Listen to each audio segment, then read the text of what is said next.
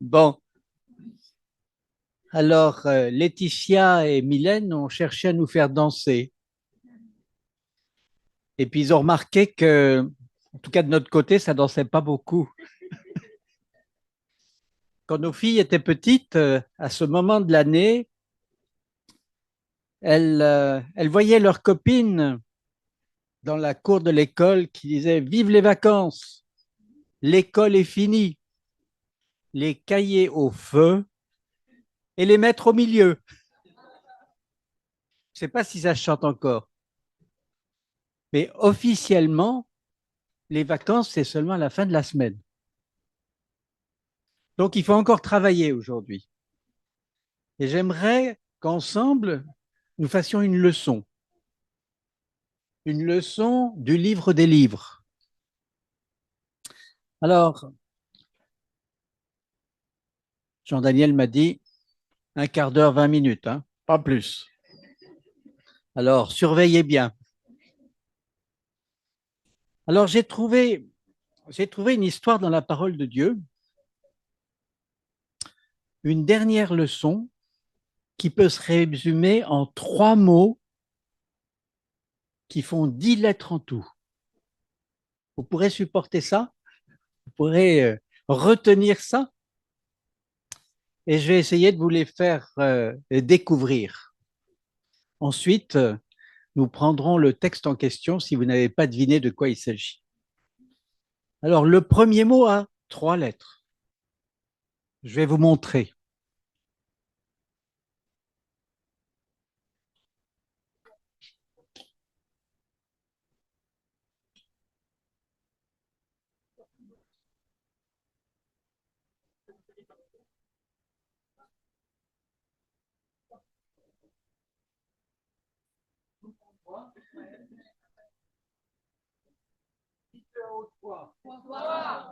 Et qu'est-ce qu'il y a encore avec un cœur? Alors, si je demandais à quelqu'un, toi, c'est qui?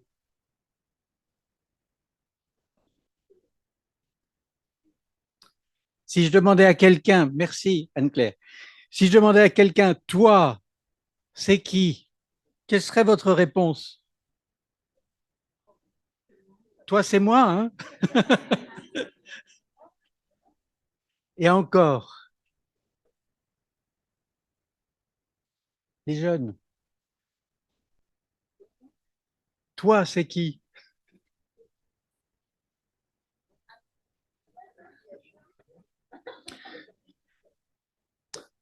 Ben, d'abord, c'est quelqu'un, c'est une personne, quelqu'un qui n'est pas loin, quelqu'un que tu connais, quelqu'un avec lequel il y a une certaine familiarité, un certain contact, hein?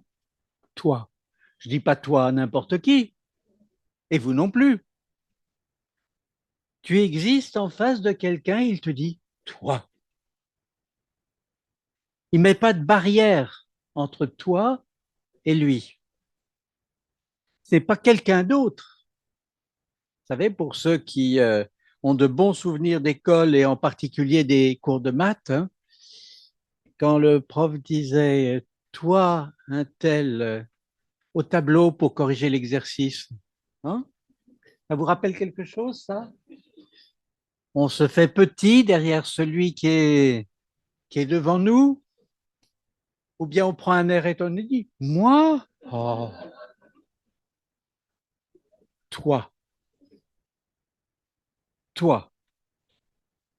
Ce n'est pas avec quelqu'un d'autre que cette personne qui t'interpelle veut entrer en contact, mais avec toi.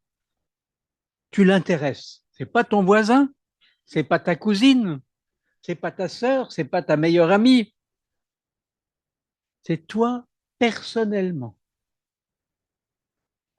Alors, peut-être que les maths ne vous inspiraient pas, mais vous préfériez peut-être la dictée musicale. Hein? Il y en a qui aiment la dictée musicale. Voilà, le prof de musique a donné la première note, il a joué sur le clavier, et puis après, il dit, toi, qu'est-ce que tu as entendu comme note? Oh là là, c'était le massacre, hein, parfois. Puis on pourrait prendre bien d'autres choses, hein, bien d'autres choses. On imagine parfois qu'on est seul, ignoré de tous, que personne ne nous connaît, puis tout d'un coup, voilà, on s'aperçoit que c'est faux. Quelqu'un te connaît et t'appelle à sortir de l'ombre, à te manifester, à t'impliquer. Tu n'es plus anonyme, c'est toi. C'est mon premier mot.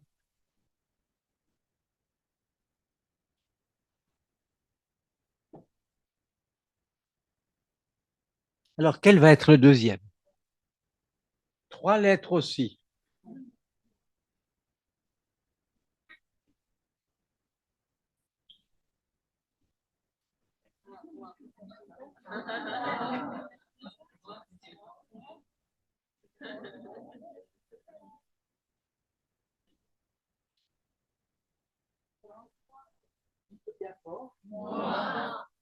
Et avec quoi? Un grand cœur rouge. Moi. C'est une autre personne en face de toi. Quelqu'un qui te regarde dans les yeux, quelqu'un qui découvre et qui se découvre, parfois avec crainte, souvent avec curiosité ou toutes sortes d'autres sentiments. On va pouvoir se parler, on va pouvoir communiquer, partager, partager des projets, partager des questions, partager des joies, partager des peines. Une porte s'ouvre entre toi et moi dans la solitude. Et savez-vous comment on appelle ça?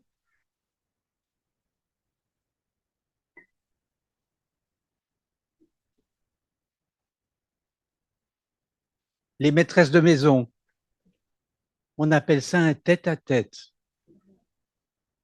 Un tête-à-tête. Quand on a ainsi deux tasses ensemble, comme celle-là, on appelle ça un tête-à-tête. Est-ce que ce terme vous rappelle quelque chose? Dimanche dernier, pour ceux qui étaient là, il y avait un enseignant qui s'appelait Thierry. Il n'a pas parlé de tête-à-tête?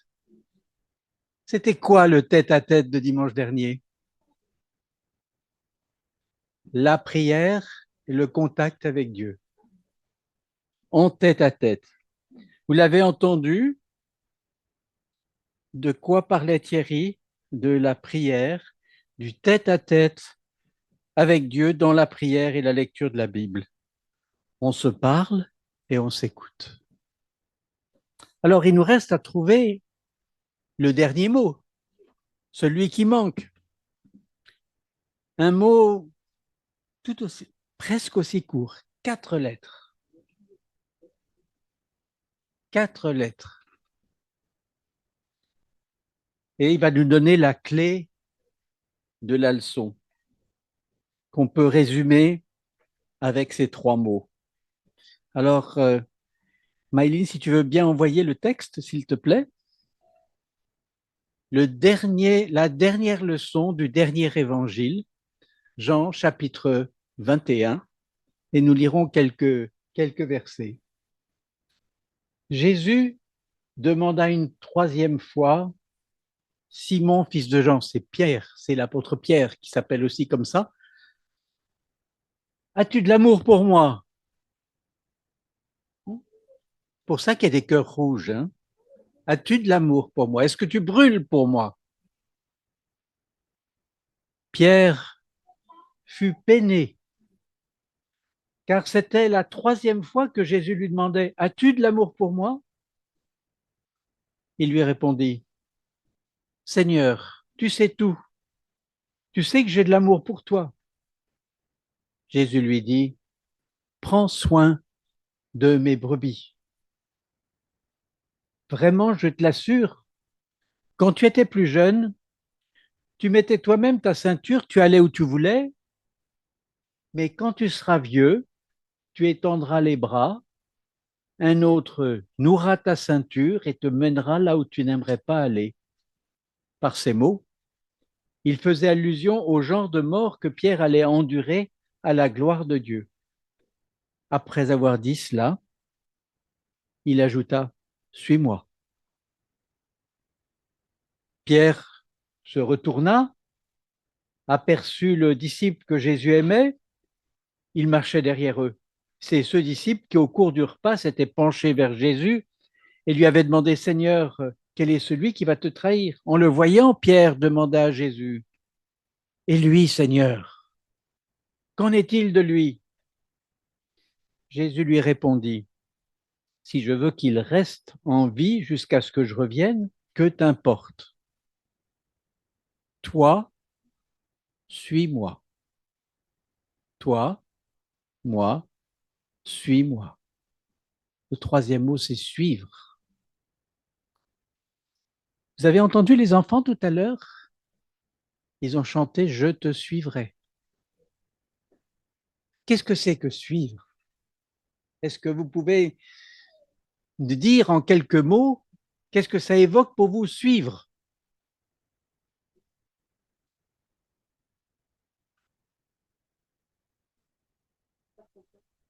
Faire confiance, oui. Aimer, obéir, se mettre en action, oui. Marcher avec, partager. Tu veux bien répéter, s'il te plaît? Il y a quelque chose ou quelqu'un devant. Quelqu'un devant. Ça veut dire quoi suivre? Ça consiste en quoi? C'est d'abord venir après. Venir après. Marcher dans les traces de quelqu'un. Passer derrière. Aller avec quelqu'un qui fixe le cap, la direction. Conformer sa vie, ses pensées, ses réflexions, ses choix à quelqu'un à qui on peut faire confiance. Quelqu'un qui nous aime. D'accord? D'accord pour suivre. Notre texte nous dit que Jésus s'adresse en tête à Pierre. Intéressant. Pierre, tout le monde le connaît, hein? C'étaient les premiers appelés à suivre Jésus. Au début de l'évangile de Matthieu, celui de Marc, Jésus rencontre Pierre et son frère André et leur dit, suivez-moi. Et le premier usage du verbe suivre dans les évangiles, suivez-moi. Bon. Et maintenant, à la fin de l'évangile de Jean, le dernier entretien du Seigneur avec Pierre, c'est quoi? Suis-moi. Je suis papy, c'est vrai. On dit, les jeunes, suivez le Seigneur. Très bien. Et moi? C'est le même message. C'est la même invitation. C'est le même mot d'ordre. Alors peut-être qu'il y a 5 ans, 10 ans, 30 ans, 50 ans de vie avec le Seigneur. Tu as eu beaucoup de tête à tête avec lui. Et parfois tu dis, bon, ben, Seigneur, hein, tu viens avec moi. Non, suis-moi. Suis-moi. Vous savez, Pierre a dit à Jésus, nous avons tout quitté pour te suivre. Lui et les autres disciples. Nous avons tout quitté pour te suivre. En avant. Et puis Pierre a dit à Jésus, sans peur, quand tous trouveraient une occasion de chute, même si tout s'était ébranlé, moi pas. Vous vous rappelez qu'il a dit ça? Puis peu de temps après, ils se sont trouvés dans un jardin à Gethsémané. Juste quelques-uns avec le Seigneur, qui luttaient, qui pleuraient, qui souffraient, qui avaient le poids de nos péchés sur sa vie. Et Pierre et les autres, qu'est-ce qu'il fait? Il dort.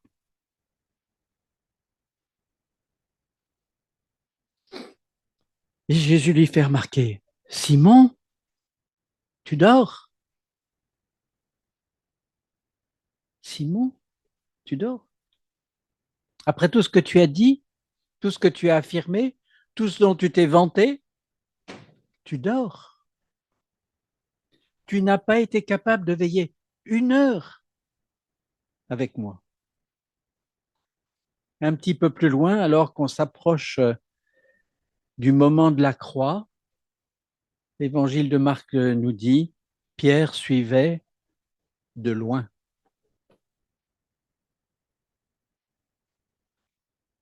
Ce qui l'a conduit à renier Jésus devant témoin.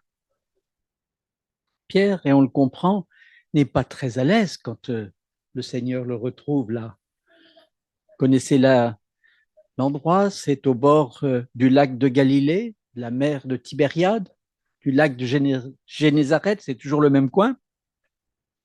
Et puis le Seigneur apparaît là, puis voilà, il a ce tête-à-tête encore avec lui. Et il lui dit, Pierre, pas un message nouveau, suis-moi. Je comprends que Pierre était un peu mal à l'aise parce que c'est un rappel. Il l'a déjà entendu. Alors, il cherche un petit peu à esquiver. Il dit, mais il y a l'autre là, Jean. Qu'est-ce qui va lui arriver à lui? Toi, tu me dis que je dois te suivre, mais et lui?